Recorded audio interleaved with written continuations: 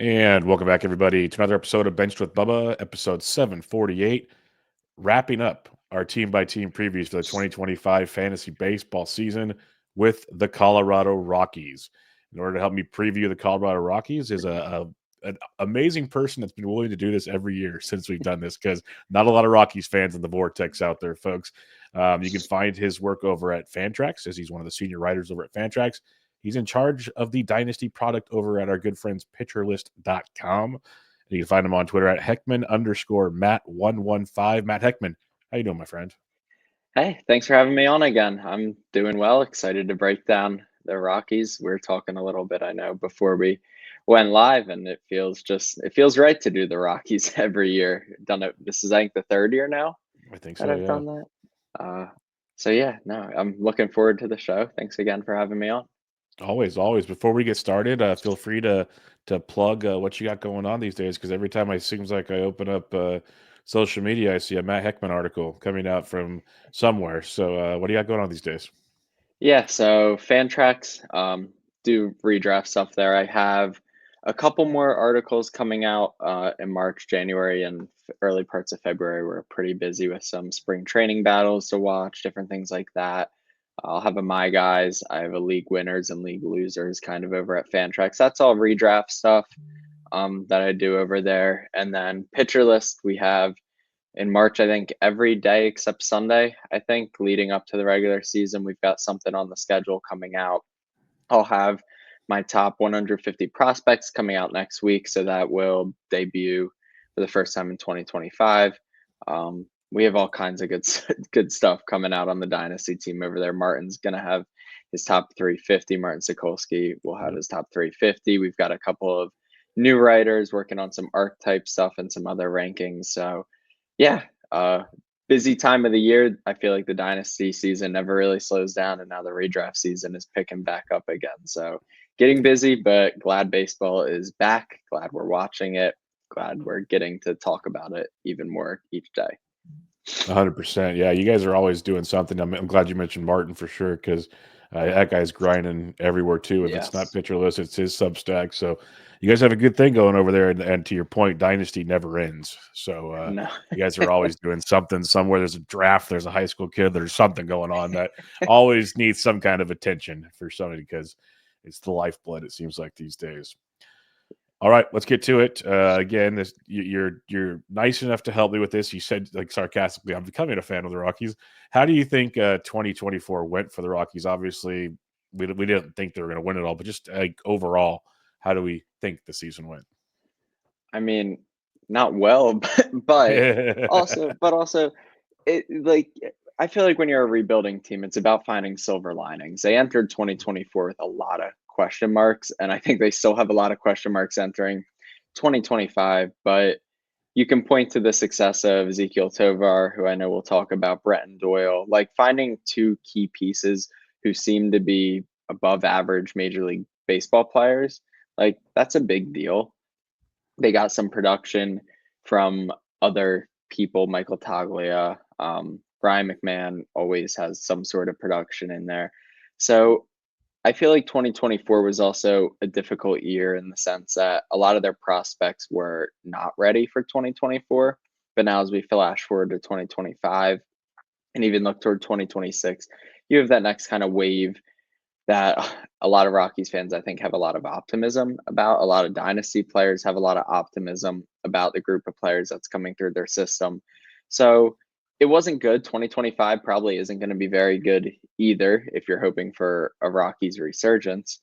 But also at this point, you're a rebuilding team. So I think you're just trying to find who you can count on and who you need to find a replacement for. And I think they were able to start doing that in 2025 or 2024. Sorry. Yeah, no, that's a great point. There was definitely some nicely, especially for the fantasy side of it, players there, let alone for the real team. And you mentioned Britton Doyle, so let's kick it off with Britton Doyle, who I know you were talking about because of his defense last year. I'll keep him in the lineup. Let's see where he can go. And he produced 23 homers, 30 steals, hit 260. And now, if you're interested in Britton Doyle over the last couple of weeks, ADP 66. So you got that going. He's like around 5 or 6 pick these days. What are your thoughts on Britton Doyle entering this season? Yeah, when I was getting ready for this, I kind of flashed back to last year and I was like, we talked about Brenton Doyle, about how you might want to take a shot on him just because of the speed upside and kind of locked in everyday playing time. And so I rostered him in almost all my leagues last year, and that worked out really, really well. This year, I traded him in two of the leagues that I had him in, like the dynasty keeper leagues that I had him in this off season. Not because I don't think he's going to be good. Like the same reasoning or argument for his success last year still holds this year. He's got elite speed and he's an elite defender. So he's going to play every single day, which means he's going to accumulate stolen bases. The power potential is there. I mean, we saw it last year with the home runs he was able to hit. He barreled the ball up 10.5%, 23 home runs. He gets to play in Coors Field. But that draft price is way higher this year. And the value you can get for him, it seems, in dynasty leagues, if you find the right person, or keeper leagues, is really, really high. And so I was looking at him, I was debating, and so I ended up shipping him off a couple of places to try and find more value in other areas, just because his plate discipline and contact skills still are not good. They aren't Mhm. horrible. They got better, which is why he was able to produce last season, but they're not good. And I think there were a couple stretches last year. I didn't dive into all of his numbers, but if I remember correctly, there were a couple stretches last year where he really struggled, it seemed. Um, and like I remember considering dropping him at one point in the season just because he was struggling heavily. And I think you're going to have to endure stretches like that just based on how his player type is. No, I think you're right there, and I love a lot of the things you said there. Is after we talked last year, I was like, okay, that makes a ton of sense. He's going like almost free in drafts, so I started kind of grabbing a few shares here and there. That was amazing. But to your point, there were some struggles where you're like, okay, this is the Rockies. They're about to send them back to AAA. It feels like that's just what they do. They don't let these Yeah. guys get their footing. And shocker, this happens when you kind of let these young players figure it out. But I'm also with you, like where he's getting drafted this year. I don't think I have one share right now of Mm-mm. Brenton Doyle at his ADP. And you sold high in a dynasty, which is the perfect thing to do. Like if he's great, so be it. But you got pieces like for this. Like you maximized a free square essentially, and you built farther. That's the I'm not a dynasty guy, but that makes a ton of sense to me when you're putting a team together. So yeah, I like Doyle as a player. Could he be great? Awesome. I don't think he's going to resort to Nolan Jones like everyone's claiming because he's better than that. But at the same time, I wouldn't be shocked if we take a minor step back from what we saw last year as well. So 100% Yeah. on board with you. Yeah, I think he's safer than Nolan Jones just because of the speed and the stolen bases. Like he at least has that floor. Yeah, I pulled up his monthly splits. Like in May last year, he had 220 with two home runs. June, he had 223 with two home runs. September, October, he hit 167 with one home run. Like there were a lot of bad months. There was also July where he hit 11 home runs and hit 333. So That's like pretty good. he has the skills to really carry your fantasy teams, but he also has the skills to really hurt your fantasy teams. And at the draft price he's going at, I just think there are more consistent players that are going to produce similar value than what Doyle will provide. 100% agree. Ryan McMahon, the forever Rocky, it feels like now that Charlie Blackmon's out of the way. And it's weird to say because McMahon is 30. He's one of the elder statesmen on this club. I say it every season, and knock on wood, he hasn't proven me wrong yet. It's 20 to 24 home runs every year. It's like a 240, 245 batting average. His stat line is almost identical every single season. Eventually, that'll stop. I get it. But even the projections have almost the same stat line for 2025. And so it's just like a boring player that at an ADP of 308, I'm like, okay, you could do a lot worse at that point. What are your thoughts on Ryan McMahon? Yeah, we drafted I'm in one of the keeper cut listener leagues with Chad Young and Pete. Okay. And we drafted a month or so ago. McMahon went undrafted in that. Wow. And like I look at we're starting, it made me look because we're starting up our waivers and fab runs this weekend actually.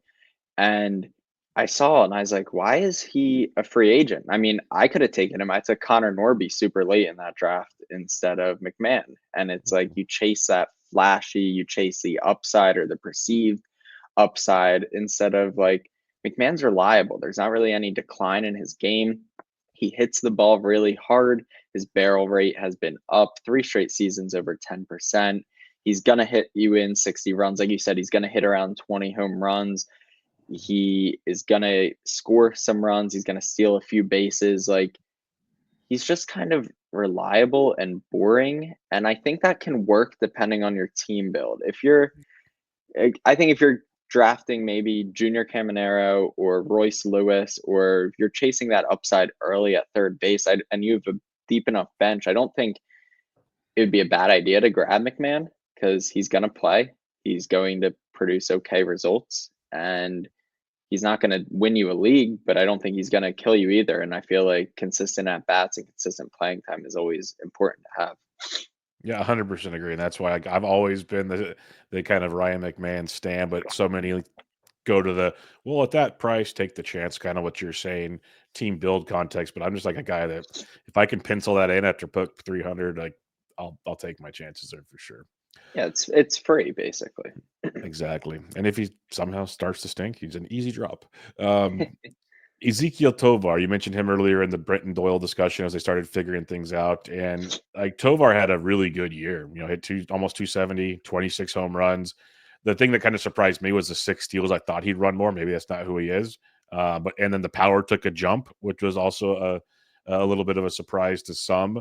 Right now, if you're interested in Ezekiel Tovar, his ADP is 134. What are your thoughts on Tovar? This will be his third season in the bigs. He'll be 23 years old, still super young. Mhm.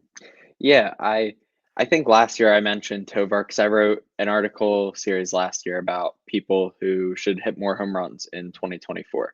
And Tovar was one of those guys. That article looked at barrel rate, what percentage of a player's barrels usually go out for a home run, what percentage of their pulled barrels usually go out for a home run. Tovar kind of stood out as one of the players that should see more home run luck from 2023 to 2024. That paid off in a big way. Tovar was another guy that I rostered in a lot of places, but his luck kind of went in the opposite direction. He went from unlucky to really lucky. Over 81% of his pulled barrels went out for a home run, and it's not crazy high, but that's above the league average. Um, like you mentioned, the stolen bases kind of just weren't there. And he's 23, and you don't usually see your speed increase as you get older. Typically, a player, as Mhm. they mature, as they fill out their frame, as they continue to grow, their speed is going to start to decrease. And so I think we're seeing Tovar take on more of a power hitter approach and less of a speedy contact guy, which can be good in aspects, but I think stolen bases aren't going to be a big part of his game moving forward.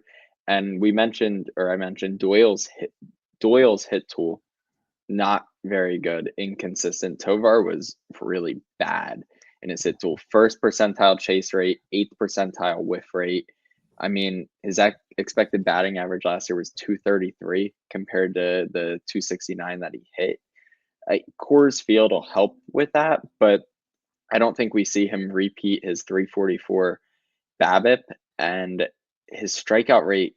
It wouldn't shock me if it ends up over 30% with a whiff rate and chase rate that bad. His Mhm. strikeout rate could go up more. So you factor in some regression in his home runs. Instead of hitting 26, maybe he hits 22, 23. You factor in potential regression in his batting average, not a whole lot of stolen bases. Even with his age, Tovar seems like a guy I'm trying to avoid as much as I can in my drafts. I'm not trying to rely on him. Yeah, I haven't clicked the Tovar button as well. I either get one of the shortstops really early in the draft, or I kind of wait for another pocket. Um, and you nailed a lot. It's like I haven't been able to make out what he really is, and you hit on Yeah, a bunch of points of kind of who he might be going towards, which makes a lot of sense. Because like at first, when he was a prospect, people thought the speed thing, a little bit of power, like this and that. Speed's gone, pretty much. Feels like I could always change, but feels like it's gone. And you mentioned the power and the like. The average will always be decent just because of the ballpark. Like that'll yeah. find its way, but at the same time, you mentioned so many of those bad hit tools that he showcased. Again, 23. I always say things can change, but I'm with you. I'm more of a wait and see a little bit longer with him. Yeah, I think you hit on his age too there. Like, when players are young, I feel like we look for some positive sign, a step in the right direction. He took that in the power department. Like, maybe he keeps making more power strides. and the home run total doesn't regress. But his hit tool didn't show any improvement last year, not throughout the season, not from 2023 to 2024. It just kind of was not good the entire year. And that concerns me a lot moving forward with how he's going to project. Agreed. All right, we have to talk about him, I guess, assuming he plays a couple months this season. That's Chris Bryant, a guy that I just don't draft ever. His ADP is after 350, so he is a free square if you believe he somehow stays healthy, because he still was a good hitter back in the day. But I'm just not counting on that. What are your thoughts on Chris Bryant? Because I'm always just the anti Bryant, so I'm open to anybody that's willing to discuss him in a different manner if they want to. I don't think I'm in on him either, but Yeah. I saw, I think, who was it? Was it Chris Clegg posted a tweet about his home run? I want to say it was Chris Clegg. He hit a very high EV home run. I don't have the exact number in front of me in spring training, and that was his hardest hit ball, I think, since he had two in like 2021 of that. And so, like, Says so much. Says so much about what's going on. yeah, I don't know. I think everybody's just a little bit desperate to talk about baseball, and so you see a big name like Chris Bryant hit a high EV home run, and it's like Yep. there could be something here, and you know what? There might be. And so if you need an outfielder late in drafts, I think there are worse areas to go. You're going to know pretty quickly either he's not healthy and he's not going to play, or maybe he's healthy and you have a shot at 2021 Chris Bryant, where he hit 25 homers, hit 265. Like you still do have that Coors effect that we haven't seen over an entire year. So I don't hate taking him, I guess, like that late in draft, but he's not somebody that I am going after and targeting to make sure I need to get Chris Bryant, Yeah. because I don't think I am pretty much out on him as well. Yep. 100% with you. I could see, like, yeah, the dart throw late, see where it goes. But Yeah. yeah, it's a different angle. Michael Toglia coming off a 25 homer, 10 steal year where he hit 218. So the average has always been a concern with him, and that stayed the concern. But the rest of the production was great. He's one of the most talked about names for a breakout season anywhere you look these days because of the hit tool. ADP's 190 with Toglia. How are you approaching him? Are you a believer in this breakout season, or are you still concerned about things? I am not a believer at all. I There are certain guys that or certain archetypes I feel like in a player that I just want no part of. A power hitting first baseman who has a terrible hit tool just is somebody that I would much rather avoid than go after. Toglia's power is really, really incredible. I think he could hit 35 homers. It also wouldn't shock me if he gets benched by the end of April. He doesn't play defense. He doesn't hit. And so for fantasy baseball, yes, the power is really important and really helpful. He could hit 30 home runs. If he gets 600 plate appearances, I wouldn't be shocked if he hits 30 home runs with the way he can barrel up a ball, playing in Coors Field, all of that. But for a major league team, you're not just looking at their home run totals. Is this player contributing in a valuable way to the team? And the answer is no. He's hurting you on defense, and he's below average offensively once you factor in his batting average and everything else. And so I don't know what the justification can be to keep him in a lineup when you have a lot of young players coming up that you're trying to figure out, should we give them playing time? So I think Toglia will play, but his profile is way too risky for me, even at that. Like that draft price isn't crazy. What did you say it was? It was 190 ish. Yeah.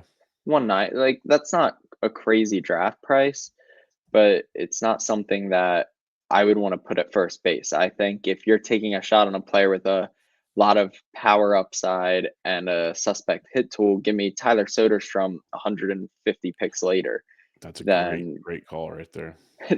then Michael, I love Soderstrom, but small Yep. little Soderstrom plug on the Rockies breakdown. But it just there are better options, I think, late in drafts for a power hitting first baseman with low average than that won't get benched, as opposed to spending that much on Toglia.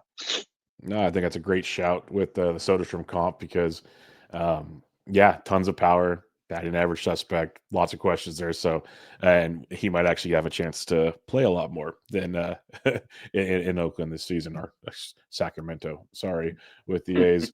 All right, Nolan Jones coming off that awesome 2023. We saw 2020, 297 average in 106 games. And then in 2024 is a combination just absolutely poor production and injuries. So I'm not going to completely say it was a horrific year, but it was pretty bad. I'm not going to deny that. ADP now is 250 for Nolan Jones. Last year, you had to pay a premium because of the year we saw in 2023. Now he's fallen back there. He's like an outfielder 4 or 5, bench player, anything like that. Are we back in on Nolan Jones, or is this kind of like, yeah, it was fun for 1 year? I was out on Nolan Jones, I think, every year that he was rising up prospect lists. I think I was out on him last year when we talked about the Rockies. And then I traded for him in a dynasty league this offseason after a terrible year because that's how it usually goes.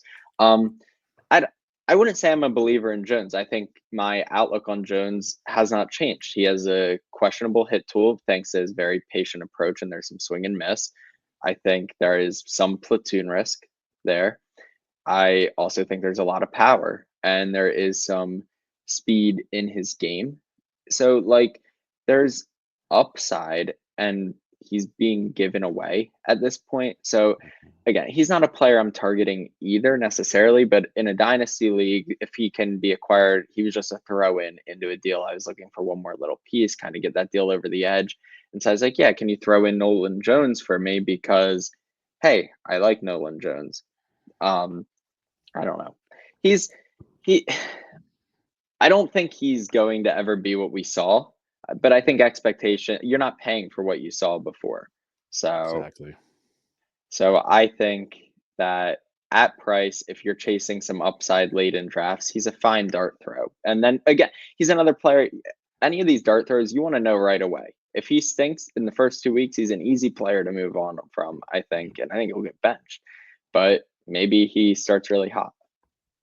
Yeah, I'm with you. And that maybe he's still a 15-15 guy, or he's a 20-10 guy, or who knows what he is. He might not be that elite talent. So I'm with you on that, but definitely someone I can see taking a chance on later on. A guy I've been taking a chance on, it might just be my Giants love through and through, but it's Tyro Estrada, who had a horrific season last year after a couple good years with the Giants, got DFA'd. Now the Rockies signed him to a cheap deal. I am fully aware this could fall flat on my face, but again, at an ADP of 312, I'm like, okay, at a bad second base position, I'll give it a whirl. We'll see where it goes. What are your thoughts on Tyro? I was out on Estrada entering last year, and I'm so that's another like he didn't show me anything last year to make me suddenly in. Yeah. I don't think he's a bad dart throw though. Like you said, second base is thin, and if you miss some of those guys early on, Estrada is projecting to be a starting player early in the season, and another player where again I think you'll know pretty quickly whether he's good or bad, so that can make your decision easy. I personally am out. I didn't think that the power strides he made in 2023 were sustainable. And I think that kind of happened last year. I don't think he runs all that well, and he's now 29. Um, I don't think he hits the ball hard. Like, there's a lot that I don't love in Estrada. So he's not a player that I personally am targeting. But what's your reasoning, I guess, for just the playing time you like? It's the playing time that late in a draft. Can't find that very often. Mhm. It's the idea that we could see a little boost in batting average because of the ballpark. I agree the power's suspect. It's a lot of pull power. You can't, like, kind of what you said with Tofar, you can't always trust that. But at the same time, I'm like, okay, Estrada could be at a best maybe a 15 home run guy. I think if anything, it's the steals. Like, for some reason, he didn't run with the Giants, what Matt Chapman did. I still can't figure that out for the life of me. I have no clue. But I know Tovar can run. We've seen him run. And the Rockies have already flat out said, and it could be coach speak, that we're going to run as much as we can this year. They've already said that. That's a thing they want to do. So if that's the case, like in my brain, which could be just trying to get too excited again for a guy that I used to like a lot with the Giants, I'm like, okay, let's see a world where we get maybe 270 and we get, like, let's say 13 home runs, 25 plus steals at this price tag. I'm like, okay, that's pretty sweet. Yeah, I see it. I do. I'm not in on the stolen base. I think that's the biggest part. If you think Estrada is going to get the stolen bases, then I think there's a great case for it. I don't think I'm in on Estrada getting the stolen bases because I'm not sure Estrada is going to maintain a regular role And that's fair. every That's day. a very good point. That is a very good point. Because I mean, we'll get to him a little later. They've Adele Amador who I think is going to be up this year. And so if Estrada struggles for 1 to 2 weeks, I think all of a sudden it's Amador that's playing instead of Estrada Yeah, that's playing.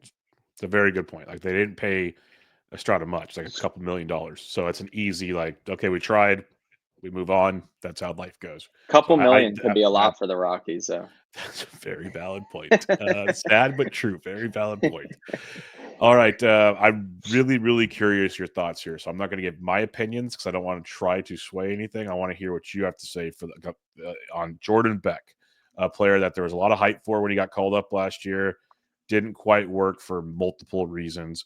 Minor league numbers have been pretty strong. Right now, Beck has an ADP basically next to Chris Bryant after 350. Beck looks like he might have a starting gig. So where do you sit on Jordan Beck right now? I would rather take Jordan Beck than Chris Bryant, if that answers your question. Beck's interesting. Like he kind of moved pretty quickly through the minor leagues. He put up big power, big speed, and then that hit tool kind of got overshadowed in the minors because he plays in such or like he played in such hitter parks in the minor league. So that kind of really inflated it with really high BABIPs, like 380s in the BABIP department last year, while in AAA, 331 the year before that. I think his 282 BABIP in the major leagues was pretty low, considering how many line drives he has a track record of hitting. Like batted ball distribution is fairly stable a lot of times, and so I don't know why that would suddenly change at the major league level. But that hit tool is really not good. That I think is the biggest issue. It was overshadowed. The high BABIPs inflated the batting average in the minor leagues, and now all of a sudden it's major league pitching. And I know the spring training sample size is very, very small, 13 plate appearances, but the contact rates still look really, really bad in spring training. And so the upsides there, like Chris Bryant, what's his upside at this point in his career? 25 home runs and 5 to 10 stolen bases. Probably like he's probably not going to run much at this point. Beck, like you have 25 to 30 home run upside and you have 25 stolen base upside. So I get the art. I like the argument of an upside play. I don't love the argument in a dynasty keeper setting of a buy low play, if that makes sense. That makes a ton of sense. And you towards the end there, you brought it home to where my brain's at. Like at his price tag, I'm taking that chance right now all day long because I believe that young talent, we know what he could be, quote unquote. And at that ADP, I'm willing to take that chance. Like this could be their version of Brenton Doyle this year that we see make a massive jump. And that kind of thought process again. You're wish casting late in the draft. That's what you're doing. And I'm all about it with Jordan Beck. So I'll take my chance there. If it doesn't work again, theme with the Rockies, we will drop them.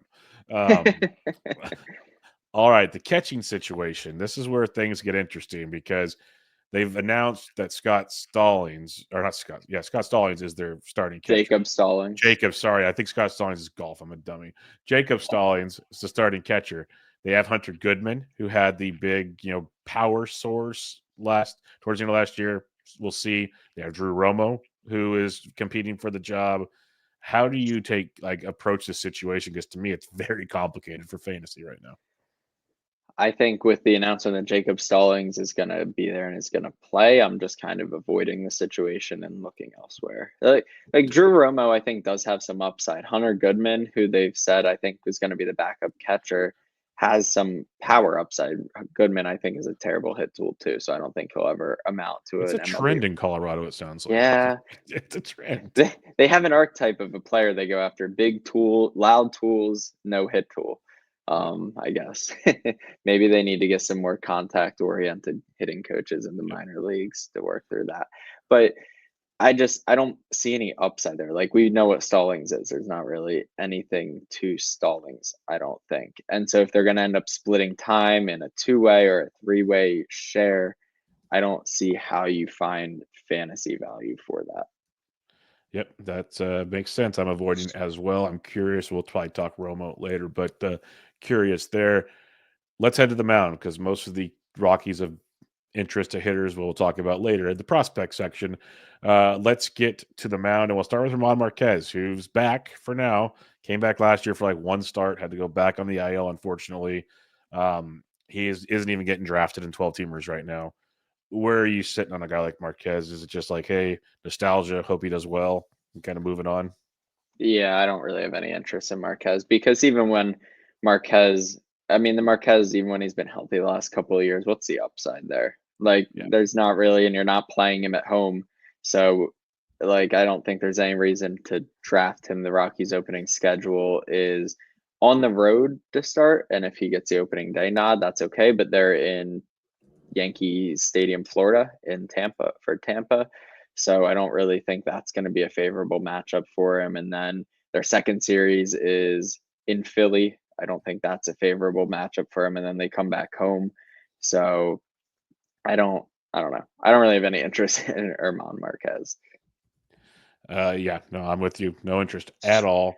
A guy that I know some deep league players or like draft and hold players, Ryan Feltner.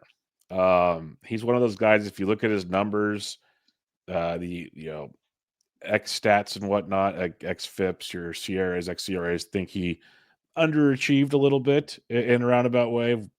We can see road numbers weren't bad if you want to play streaming game, but he's really not getting drafted either in shallower formats. Any thoughts on Ryan Feltner?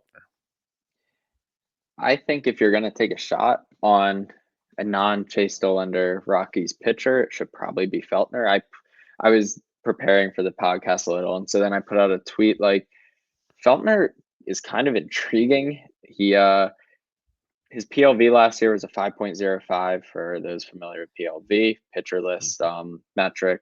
So that is above average. That's better than your average pitcher's PLA, which is a PLV equivalent of ERA, was 3.34.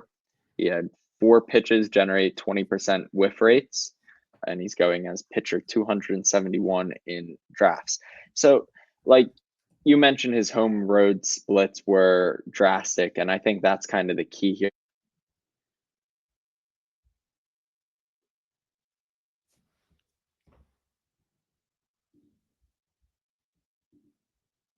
Oh, you got me? Yeah, okay. Yeah, we're good now. I went out for a second. We're good. I thought it was I don't my know what happened with my I AirPods. thought it was my headphones. I thought it was my headphones for a minute. I was like, wait a minute. Now my headphones just randomly decided to disconnect. Sorry about that. No worries. But Feltner, his average fastball velocity is up in spring. One start, short sample size, so not a whole lot to go on, but his velocity is up a little bit. His induced vertical break is up on his fastball. So he already had some plus offerings, and then they could potentially be taking a step forward, something to watch in the spring.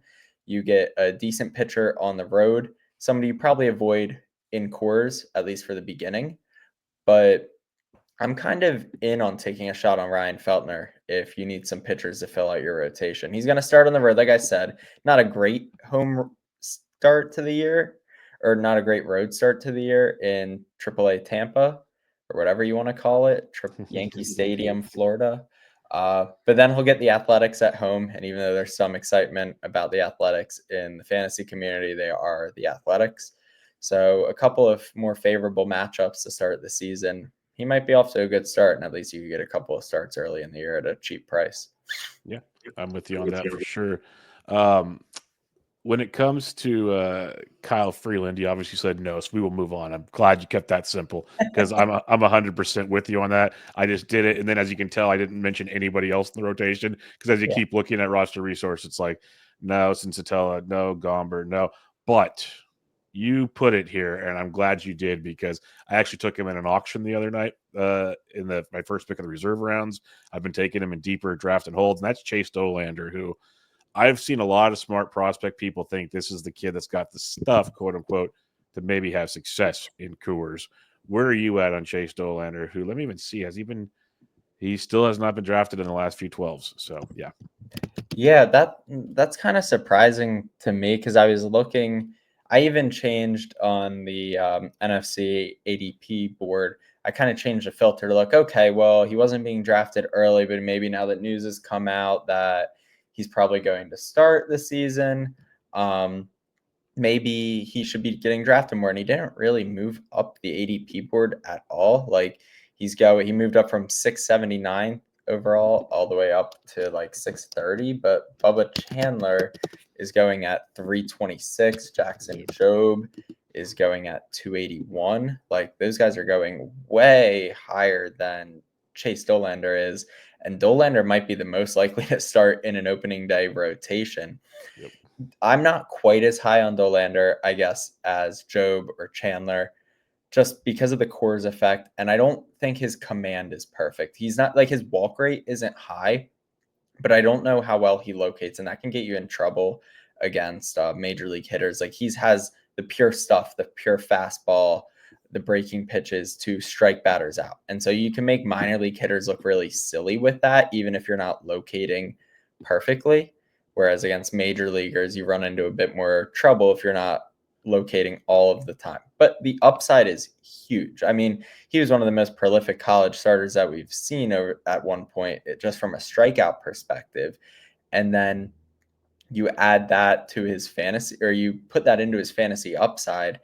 And I think you have a really, really strong asset. The Rockies it's looking more and more likely he's going to start. And even if he doesn't start up in the major league rotation, he's going to be up soon because, as we've mentioned, that starting rotation is pretty terrible. Yeah.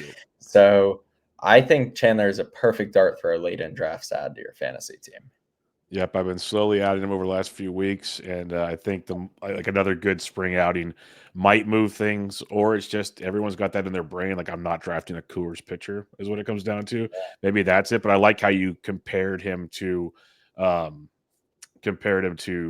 Chandler and Jackson Jobe, these guys that people are picking that probably aren't, like, their innings concerns as well. So yeah, that'll be really interesting to see as draft season keeps going into March now, where that heads. Let's head to the bullpen, where you have Tyler Kinley is technically the guy that people are saying is there, but a lot of people are on Seth Halverson as a potential saves guy. It's the Rockies, so we've seen, like, other guys do this. You got a list of them. Your top one I'll let you talk about. I added everywhere last year because he was good until he got hurt. So how do you approach this bullpen? I guess if you want to. I guess you either take an avoid approach or you pick your guy who you think has the best shot. Kinley, like you said, I feel like is the guy. He had 14 or something saves last season, something like that. And he also has had a 6+ ERA each of the last 2 seasons. So if I'm putting weight on anything, I'm not taking Kinley. I don't want to draft a guy with a 6+ ERA, even if he's going to get me a handful of saves. He's going to kill all of my other ratios, I think. Halverson, he's got the fastball. Like, his fastball is really good. I think it sits almost around 100 miles an hour, if I remember correctly. But he's had terrible ability to control and, like, limit walks. I was kind of looking at him preparing for this as well, and his arm angle on, like, his 2 fastballs, he's a fast 4-seam and sinker, and that's 10 degrees higher than his slider and changeup, because I was wondering, how does a guy with a fastball like Halverson does, and even a slider or slider split, like, not get the chase rate that you would really expect a pitcher like that to get? High octane fastball, good breaking pitches. I think his arm angle is so different that hitters are able to recognize, okay, I'm getting a fastball variation here, I'm getting a breaking ball variation here.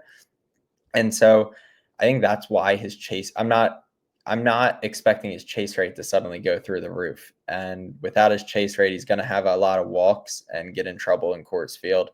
So Halverson's not really somebody that I am super in on. Do you like Halverson?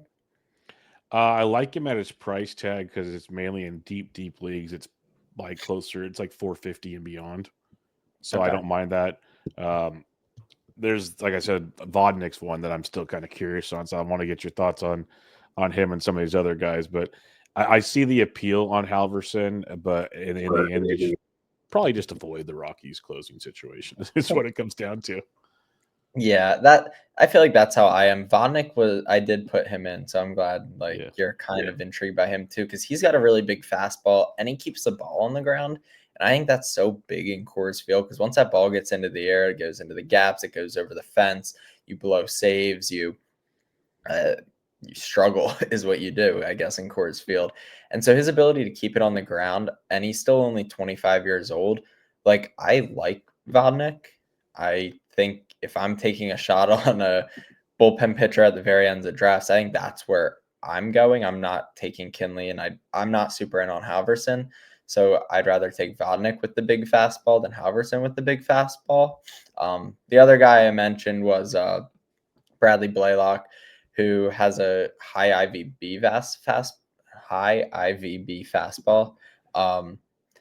And his velocity ticked up a little bit in spring training. Again, it's a really small sample size, but looking kind of Pitcher List has a cool tool for PL Pro members where like you can look at pulls all their spring training and you can see where they sat last year and what the differences in their pitches are in spring training. And so his fastball is up. I think it was a little bit under 2 miles an hour.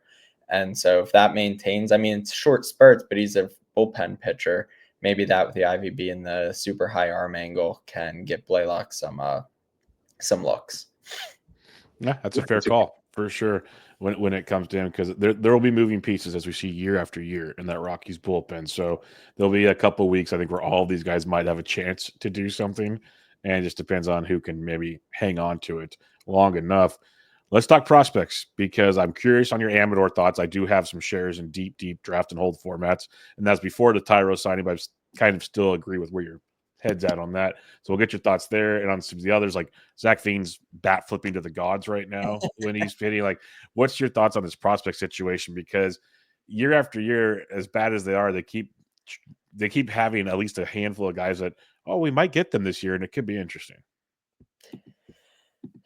I think Amador got rushed. Like, all of a sudden he was in Double-A, and then there were some injuries, and then they're like, yeah, let's just call him straight up to the major leagues. And he was so not ready for the major leagues. And now everybody's kind of holding that against him from a 10-game sample size where he hit 171. And I feel like it doesn't get mentioned or talked about enough, like the effect that can have on a hitter mentally. Like, baseball is such a mental sport. And so to all of a sudden go from dominating Double-A, called up to the majors, you can't hit anything, and then you're sent back to Double-A, and it's like, will I ever get my chance again? Did I blow my only chance at the major leagues? They sent me all the way back down to Double-A, not even Triple-A. Then you're in your head, then you're spiraling, and like his stats kind of really took a dip last year, but he still had a good home run per fly ball rate. Like, that was still solid, showing the power potential. He still stole 35 bases. That's still really good. His launch angle looked better in the major leagues, which was kind of intriguing because he went back to hitting ground balls in the minor leagues. That was kind of one of the big issues with Amador's approach, was how much power would he actually get to. And then in that super small major league sample, his launch angle was 17 degrees, I think, with a 6.9% barrel rate. Like, that's pretty good for a guy who just called up from Double-A who's trying to figure things out. I am in on Amador because you can buy really, really low. And at the very least, you're going to get those stolen bases because he's fast. And I think there is power potential there. You get him to cores, you get him increasing his launch angle a little bit. He was praised for having an elite hit tool all throughout his professional career. So I'm not really buying all of a sudden that, oh, he can't hit anything. Like, his strikeout or his whiff rate and his chase rate went way up at the major league level. Like, I think he was pressing, he was trying to make an impression, and it kind of backfired. And so I think we see him early. Like, we kind of disagreed on Estrada a little bit because I'm kind of out on Estrada. And I think Amador gives you everything Estrada can give you, but a little bit more upside. No, makes a lot of sense. I can't. I guess I can't argue it. I liked Amador before Tyro signed. It probably makes sense to. That's why I was kind of surprised they signed Estrada, but it was cheap. Yeah. So I guess whatever. Let Amador get some more time in the minors for some reason. But yeah, so I don't disagree with your Amador thoughts. I just wish Estrada would succeed somewhere. Yeah. What's your thoughts on these other guys that we might see this year? I think if you're going to take a shot on stashing somebody, it should be Zach Veen. I think he has just incredible upside. He has not been able to stay healthy at all in his professional career, and that's really impacted his prospect evaluation. I mean, even last year in just 65 games, he hit 11 home runs and stole 21 bases. Like, that's big time numbers. That's a 23 or 24 and 43 or something pace over 600 plate appearances. And so you kind of prorate that out. I think Veen has really, really big time potential. You mentioned the bat flip, that he sent to the moon and then had to apologize to just about everybody on the field for that obnoxious bat flip in spring training. It was fun though. But Yes, it was. I think that's what you can get out of Zach Veen, though. You're going to get fun. You're going to get upside.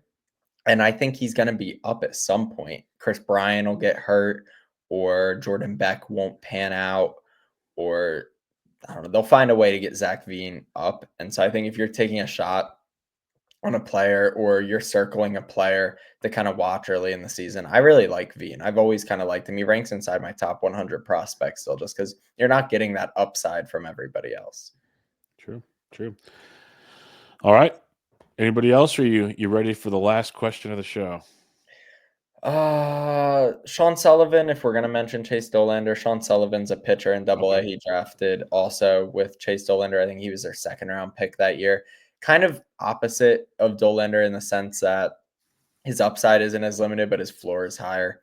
I think he could have the kind of pitch mix and attack to succeed in cores, almost potentially as much as Dollander does. So Sullivan, I think, is a name to watch. The fantasy upside is not as high as Chase Dollander, but I do think that floor is there. And Colorado's abysmal pitching rotation could get Sullivan up to the major leagues next year as well. I like it. All right. The last question I have on every show, and since you're now a new Rockies fan, of course, what are your expectations this season? Because it's a tough division. We know the Dodgers, I'll just stop there. But what's your expectations on the Rockies this year? My expectations is that they find another piece or two. I think this season's going to be terrible just because you look at the pitching rotation, even if Dollander comes up and even if Dollander is really good, what do you have behind that? Ryan Feltner, who we're talking about as a spec ad. Like, I just don't see a path to them having a lot of success on the field outside of that. So I think 2025 is going to be another rough season. I think they're going to finish toward the bottom of the standing list. I quick Googled what their over under is. I think it's, what is it? Is it 60.5? Is that Probably their, about right. That sounds about right with them, yeah.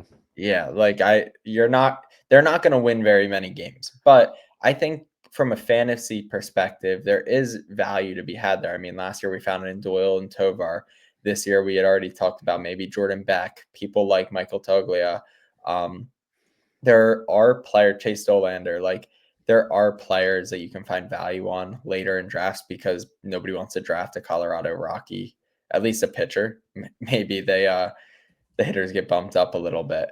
But I think it's another year of development. It's finding out if these young hitters can play so that hopefully they find another 1 and 2 to pair with Doyle and Tovar and start to fill out that lineup a little bit more.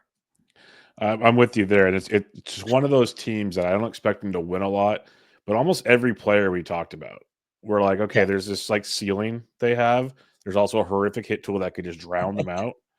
But it's like one of those things. If like 2/3 of them click, they Yeah, can all make of a things sudden, interesting. Like it's an interesting team, and then it reverts back to every other Rockies team in the world that was good. Is can the pitching help them out situation? But that's an interesting point. It's like they have all this youth that we know can be good, just can they be good together at the same time? yeah, can they be good at the major league level? I think that's Yeah. going to be the biggest question. They've shown flashes, like you said, we talked to every single player, and each time we're like, there's some upside here. There's Chris Bryant from 2019, and there's Jordan Beck from last year in the minor leagues. Like, what if that all clicks together and people stay healthy, and then you have 4 or 5 guys, 6 guys maybe that could go 2020, or Michael Toglia can hit 40 home runs. Like, there's real fantasy value to be had there. For sure, and it'll be fun. That's why we do what we do, my friend. So before we head out of here, remind everybody where they can find you and what you got coming up there. Because again, busy guy, but obviously great stuff over there at Fantrax and Pitcher List. Yeah, so I can primarily be found on Twitter at Heckman_Matt115. I tweet out various baseball tidbits and Philadelphia sports tidbits throughout Yeah, my look at his weeks. hat, folks. Look at his hat. Go Birds.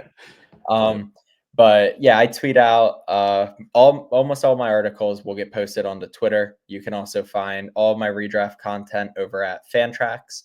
And then Dynasty content will be coming out daily from the Dynasty team. And I'll have an article once a week or so over at Pitcher List. Awesome. Well, everybody go check it out. Follow Matt on the Twitter bird at Heckman_Matt115 to get all the goodies there. Thanks for joining my friend. Always a pleasure, and thank you for covering such a great team like the Colorado Rockies.